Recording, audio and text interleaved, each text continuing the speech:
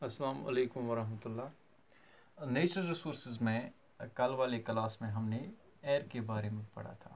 और एयर में जो एक अहम कंपोनेंट होता है ऑक्सीजन, वो कैसे एनिमल किंगडम के लिए एक्सेप्ट फ्यू जिनमें एरोबिक रेस्पिरेशन होती है, उनमें कितना कारआमद है। और उसके बाद हमने कार्बन डाइऑक्साइड की बात की थी as waste product in our bodies. लेकिन साथ साथ मैंने आपको ये भी कहा था कि कार्बन डाइऑक्साइड की बहुत ही ज़्यादा इम्पोर्टेंस है when we talk of the plant kingdom. Plant kingdom ही नहीं बल्कि जितने भी मतलब जो है ना ग्रीन चाहे अलगा हो वगैरह हो, जिनमें कौन सी प्रोसेस होती है, फोटोसिंथेसिस।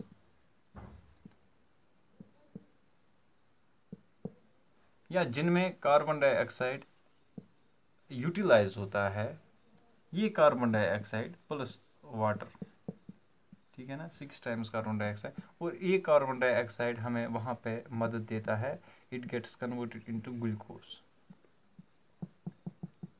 और वहाँ पे एक बाई प्रोडक्ट भी जो है ऑक्सीजन की सूरत में हमें मिलता है। और ये यूटिलाइज करता है यहाँ पे एनर्जी सनलाइट की फॉर्म में। और प्लस वहाँ पे जो क्लोरोफिल, जो आपने फोटोसिंथेसिस की रिएक्शन पढ़ी है कहाँ पे, क्लास 7 में। तो अगर हम वहाँ पे बात करें कार्बन डाइऑक्साइड की, तो कार्बन डाइऑक्साइड जो फूड बनता है, इसके बगैर तो फूड बनेगा ही नहीं प्लांट्स में। इसका मतलब है कि ये बहुत ही इम्पोर्टेंट गैस है। किस हिसाब से, जब हम करेंगे बात when we talk of the photosynthesis और द प्लांट्स, लेकिन जब हम अपनी बॉडी की बात करेंगे तो एक वेस्ट है। अब मसला क्या बनता है कि ये कार्बन डाइऑक्साइड जो कि यहाँ पे यूटिलाइज होता है, और इससे क्या बनता है C6H12O6, लेकिन इस रिएक्शन के दौरान वहां से रिलीज होता है 6 टाइम्स ऑक्सीजन।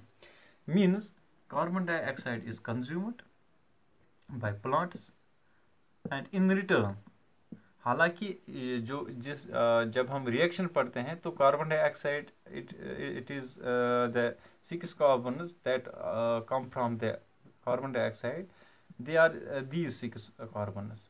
लेकिन हम ये कहते हैं कि इस रिएक्शन के दौरान एक्सेल जो होता है, वहां से जो आउटपुट हमें मिलता है that is oxygen. Means carbon dioxide is consumed and in turn oxygen is given out. तो इसके हिसाब से अगर हम एनिमल्स की बात करें तो वहां पे ऑक्सीजन जो है ना इनहेल होता है और कार्बन डाइऑक्साइड रिलीज होता है। तो ये एक बैलेंस बन जाती है। अगर हम बात करें कि इसमें कार्बन डाइऑक्साइड की परसेंटेज तो बिलो 1% होती है, और ऑक्सीजन की it is about 21% in our atmosphere. तो ये बैलेंस बरकरार रखने के लिए एक तवाजुन की ज़रूरत होती है, एक बैलेंस की ज़रूरत होती है हमारे नेचर में।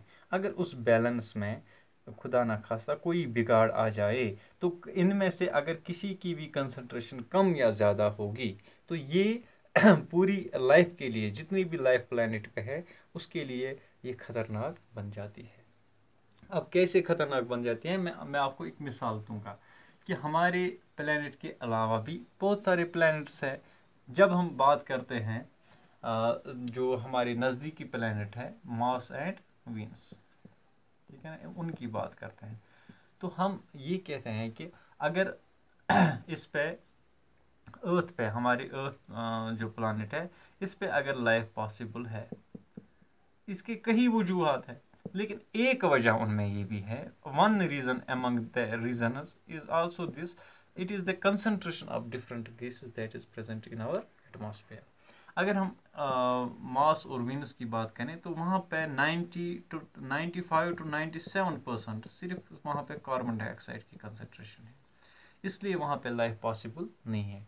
लेकिन जब हम अपने अर्थ की बात करते हैं तो 0.033% हमारी जो है ना ये कंसंट्रेशन ऑफ कार्बन डाइऑक्साइड है, हमारी परसेंटेज ऑफ कार्बन डाइऑक्साइड है हमारे एटमॉस्फेयर में।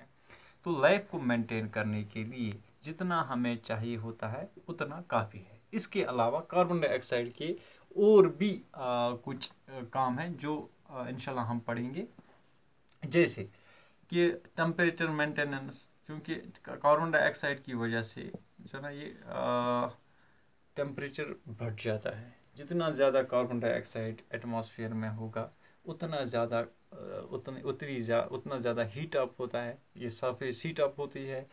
जो हमने पढ़ा था ग्रीन हाउस इफेक्ट, अगर आपको याद होगा 8th क्लास में शायद या 7th क्लास में, ग्रीन हाउस इफेक्ट, कि कैसे जो इंफ्रारेड रेज हमारी अर्थ सरफेस से उनको जाना था वापस, लेकिन वो ट्रैप हो जाती है। किसकी वजह से? कार्बन डाइऑक्साइड की वजह से या मीथेन की वजह से, इन गैसेस की वजह से, जिनको हम ग्रीन हाउस गैसेस कहते हैं। तो ये उन रेडिएशंस को जब ट्रैप करते हैं तो बाहर ही नहीं जाने देते हैं, तो उन रेडिएशंस की वजह से हमारी अर्थ के सरफेस का टेम्परेचर बढ़ जाता है। और अगर ये बढ़ता चला गया यानी if the concentration of carbon dioxide in our atmosphere gets increased to some certain extent, then what will happen? That it will continuously trap these infrared radiations. It will result in the overall average increase in the Earth's atmosphere, which is known as global warming. तो पूरी कायनात का, पूरे अर्थ की surface का temperature जो है ना ये बढ़ जाएगा। अब मिसाल के तौर पे अगर हमारा यहाँ पे अगर बात करें कि अगर हमारा यहाँ पे एवरेज टेम्परेचर रहता है 27 डिग्री, तो इसको हम आराम से टॉलरेट कर सकते हैं, ठीक है ना। लेकिन अगर ये 1 डिग्री बढ़ भी जाए, मिसाल के तौर पे 28 डिग्री सेंटीग्रेड सेल्सियस, ये 28 डिग्री रहेगा, तो इसको भी हम आराम से बर्दाश्त कर सकते हैं। तो ग्लोबल वार्मिंग से एक्चुअल में जो प्रॉब्लम है वो कहाँ पे होती है?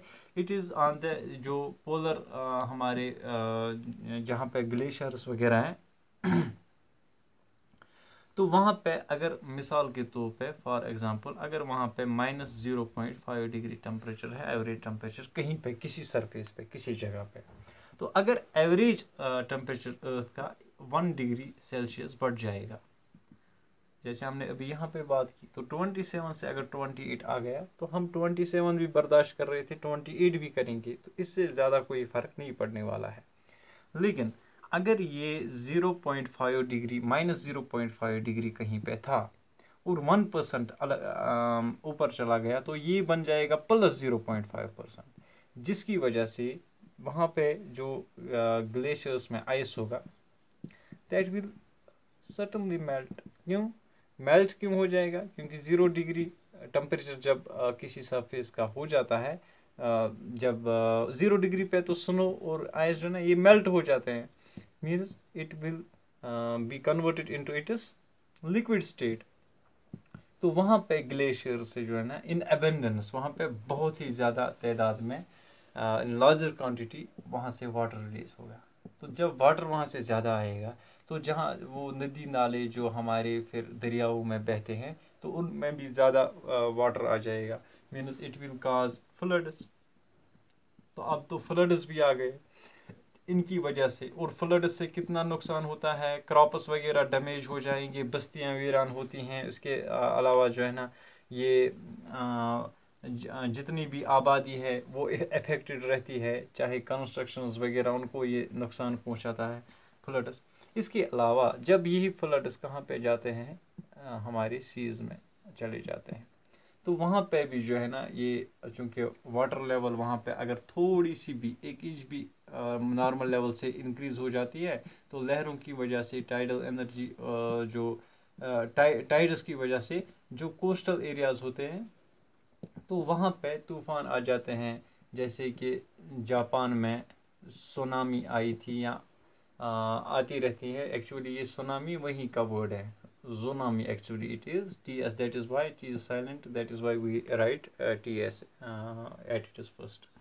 तो सुनामीज वगैरह, तो इसका मतलब है कि ग्लोबल वार्मिंग हमें एक मामूली सा ये फिनोमेनन नज़र आता है कि हम क्या 1 डिग्री टेम्परेचर राइज हो गया अर्थ सरफेस का, इससे क्या होगा।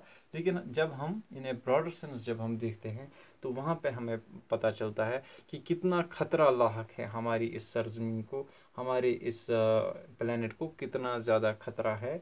सिर्फ अगर 0.5 डिग्री भी एवरेज टेम्परेचर हमारी या 1 डिग्री सेल्सियस भी अगर एवरेज टेम्परेचर में इजाफा हो जाए पूरी कायनात की, पूरी प्लेनेट की और सरफेस पे, तो कितना ज़्यादा खतरनाक हो सकता है। लिहाजा हमें कहने का क्या यहाँ पे मतलब है कि जिस कंसंट्रेशन में हमें कोई भी केस, जिस कंसंट्रेशन में कोई भी कॉन्स्टिट्यूएंट चाहिए होगा, उसी कंसंट्रेशन में अगर मिलेगा, then it is too very beneficial for अस।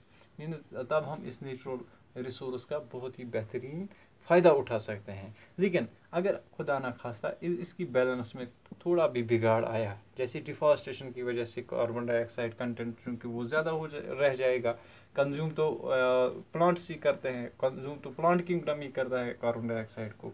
तो अगर ये डिफॉरेस्टेशन होती जाए और कार्बन डाइऑक्साइड की जो कंसंट्रेशन है हमारी इसमें एटमॉस्फेयर में जो परसेंटेज है, अगर वो मामूली भी इंक्रीज हो जाए, तो उसकी वजह से जो ग्लोबल वार्मिंग होगी, जो ग्रीन हाउस इफेक्ट की वजह से असर आ जाएगा पूरी लाइफ पे, तो वो बहुत ही थ्रेटनिंग है, वो बहुत ही खतरनाक है, और वो बहुत ही फैटल है। Means it can cause death to many species, और ये इसकी वजह से जो है ना बहुत ही डेथ और डिस्ट्रक्शन भी साथ साथ, जैसे हमने अभी बात की फ्लड्स की, जैसे हमने अभी की कोस्टल एरियाज में सुनामी वगैरह की, तो इसके फिर यानी जिस चीज़ के हमें जो चीज़ हमें यूजफुल दिख रही थी, लेकिन फिर हम उसी चीज़ के हार्मफुल इफेक्ट्स देखना स्टार्ट करेंगे। Means if the concentration is disturbed, अगर कम या ज़्यादा होगी किसी भी केस की, किसी भी कॉन्स्टिट्यूएंट की